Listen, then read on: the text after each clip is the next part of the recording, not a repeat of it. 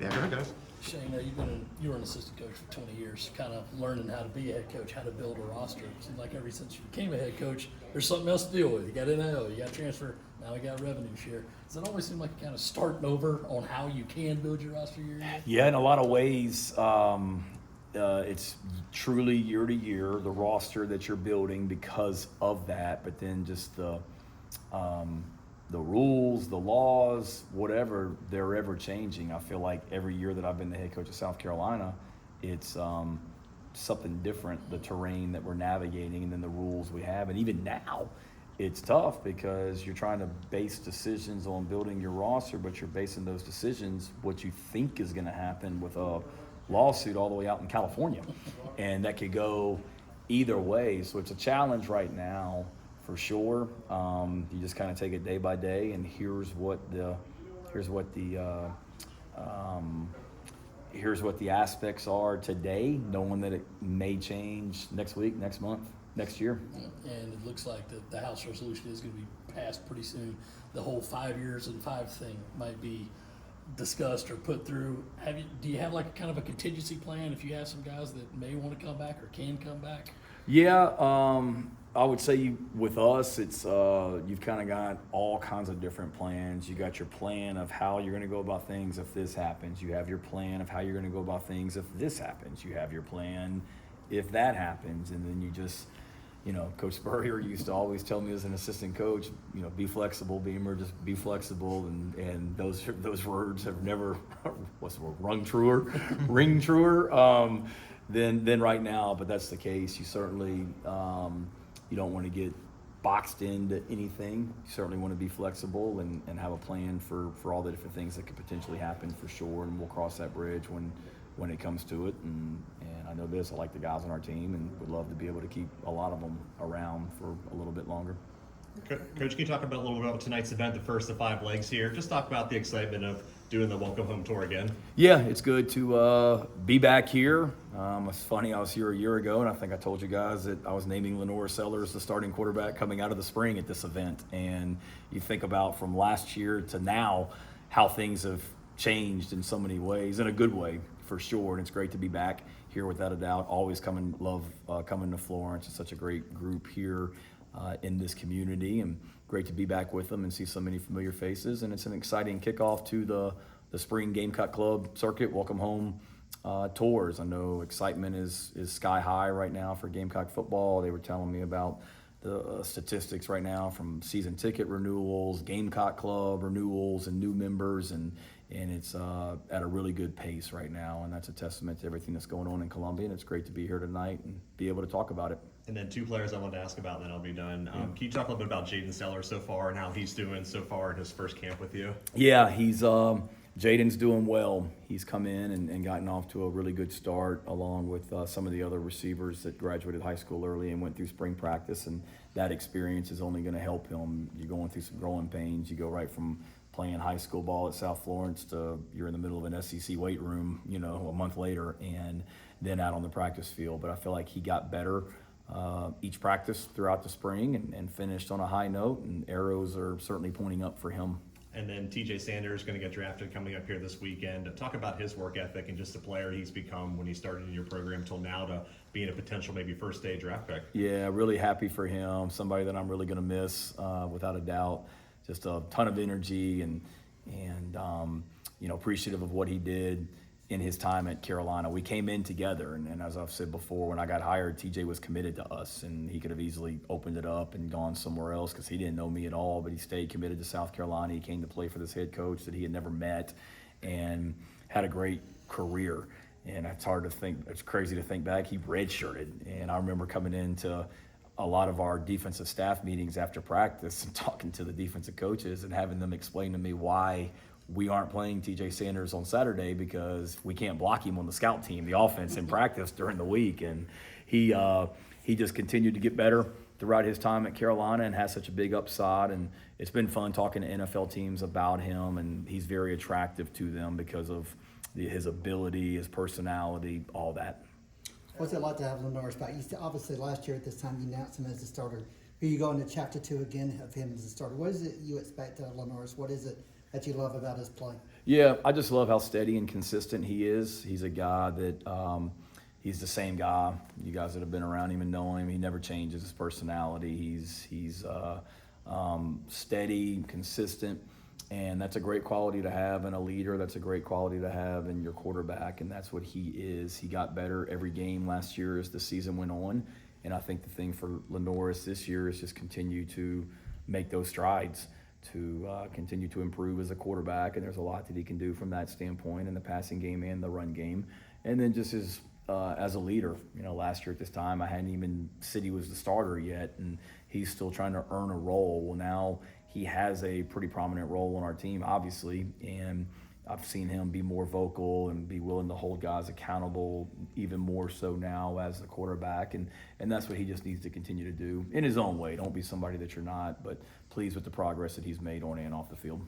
I would imagine that the second the portal closed in the winter, you were thinking about, okay, what are some possibilities that we may need for the spring portal? Yeah. How did what you saw in the spring change or influence your opinions on what you may need?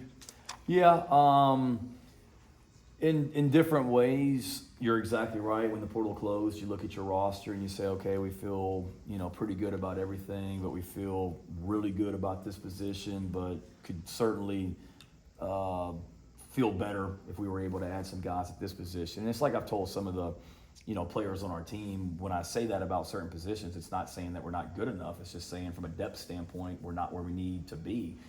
Like every program, we have target numbers that we want to have on scholarship at every position, and there's some positions that we're below that right now. And does that mean we're going to attack the portal? Maybe, maybe not. But as far as the spring goes, you look at it, we feel really good about where we are from a defensive back standpoint, and some of the progress of some of the young freshmen makes us feel better about that, and the new transfers, the way that they've come in, and you were kind of in a wait and see mode going into the spring. Feel really good about where we are at linebacker with the returners that have taken steps, a guy like Jaron Willis or a freshman that's come in, all of them, or transfers that have come in with Sean and Justin. Defensive line and defensive end and defensive tackle, that's a position that just numbers-wise, we're not where we need to be right now, just overall depth. So I felt that way, going into the spring, that might be a position that we look to add. If we don't, it's okay. But at the same time, when you've had some injuries up there and you don't want to necessarily rely on true freshmen at defensive tackle, that makes you think about things. But I do feel better about the defensive line and defensive tackle position than I did going into the spring because of the way some new guys performed. Gabe is here with me tonight. He had a great spring at defensive tackle. Monkel Goodwine had a great spring at defensive tackle. Nick Barrett. And then at the edge position, we all know about Dylan, but Brian Thomas and Desmond and Anthony Addison from Sumter we're really excited about. So seeing what those guys did in the spring make you feel better about up front on defense, but still concerning at certain spots, just overall depth when it comes to playing in the SEC. And then offensively, really the same. Nothing really changed us, kind of solidified where we were, and we don't look at the offensive position and the offensive at any position necessarily say we have to do something. And then really in special teams, to answer your question, that was the position that, maybe you do something at kicker or punter after the spring, depending on how things go. But as I sit here today, we don't feel that way. I've met with all of our, Peyton Argent, Mason Love, and William Joyce, and that's what I conveyed to them is coming out of spring, we don't feel like we need to attack the portal for a kicker punter. Now, I'm not saying 1,000,000,000% for sure that we're not, but based on the way that those guys kicked and punted in the spring, we're young, and that's a little concerning as you go into the season. But those guys are made of the right stuff and eager to kind of see them take the next step through the summer as well. Coach, after spring, where does Kelvin Hunter figure in? Yeah, I just got asked that out on the putting green by some of the golfers from today as well. But he figures in. Kelvin's a guy that has a big upside. He can run. He's physical. He's tough. And during spring practice, he started out really well. Had a little bit of an injury that set him back for a short period of time, but he finished on a strong note. I was in between all the position meetings or individual meetings that I had today with players. I was watching the copy of the spring game on my computer, just kind of in between meetings, and he made some nice plays coming downhill, tackling people, and he's at a position where there's some depth at the safety position. Obviously, we returned DQ Smith, and there's a lot of guys that are battling alongside DQ for a role, and Kelvin is certainly one of them, and he has all the tools to be right there at the top. You made the decision to have a spring game while some other places are canceling. How nice was it with all those new specialists to be able to kind of structure it where you did, 3 field goals in a row, a bunch of kickoffs in a row, and just get those reps in front of fans? It was good. It's invaluable. All that stuff that we were able to do in front of a crowd was huge, whether it be covering kicks, snapping, punting. We obviously need a lot of work at catching punts. We didn't do very good with that, and we had been. But to be able to, put some of those guys, because so many of those specialists you're talking about, that was the biggest crowd they've ever performed in their life, because it's their first time playing in front of a college environment or playing in a college stadium in that environment. So they need that, certainly before you do it for real in the first game, but to be able to get them some work in front of a crowd under the lights was really beneficial, but shows us where we need to improve and that we need to continue to work at it without a doubt. But we wanted to create pressure situations like the 3 kicks. We had done that the Saturday before in our scrimmage in the stadium, and we had 300 some women that were here for Our Ladies Day. They were screaming and yelling, but outside of that, it wasn't quite the same as what it was the other night, although the ladies did awesome. But we had the team come out 2 weeks ago like we did last Saturday, and then the team to come out and the crowd to get into it. It was good to kind of see those guys respond like they did, and we can't put those guys in enough situations like that and try and expose them to, a pressure kick, because as a specialist, you don't get first down, second down, and third down. You get one shot, and you got to be able to take advantage of that one shot, whatever it is. So I know we're a few months out, but you got tentative dates for preseason camp starting, that kind of thing? Yeah, it'll be the first Friday in August, whatever that is. Well, basically, as I sit here today, now I haven't, sat down and necessarily mapped out everything, but my initial thinking is to keep the same structure that we had last year for preseason camp, the way that we, set up the month. We come in a couple days later than I guess what we're allowed to, but with us playing on a Sunday this year, I think last year we reported on a Thursday and the first practice was on a Friday, if I'm not mistaken. So with us playing on Sunday this year, we would report Friday, practice Saturday. And last year was a little bit different because we had the soccer event in our stadium. We don't have to work around that this year, but that's the tentative thinking. But again, that's really what, in the month of May, when the assistant coaches hit the road recruiting, that's when I really just kind of sit down and map out the month of August. But that's my initial thinking right now, and that's what we have on our calendar for the program right now, unless something were to change.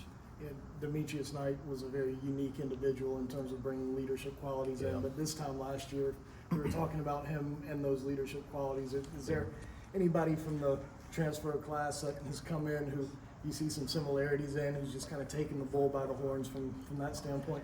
Not right now, but I think it's coming because I was telling some of those guys the other day. I think Boaz Stanley on the offensive line has those qualities. I do, and I was telling Boaz, last year, and even when Spencer came in, it's kind of like you go through January, February, you're trying to get acclimated as a new guy. You go through spring practice, you're trying to figure out how practice works and how we do things.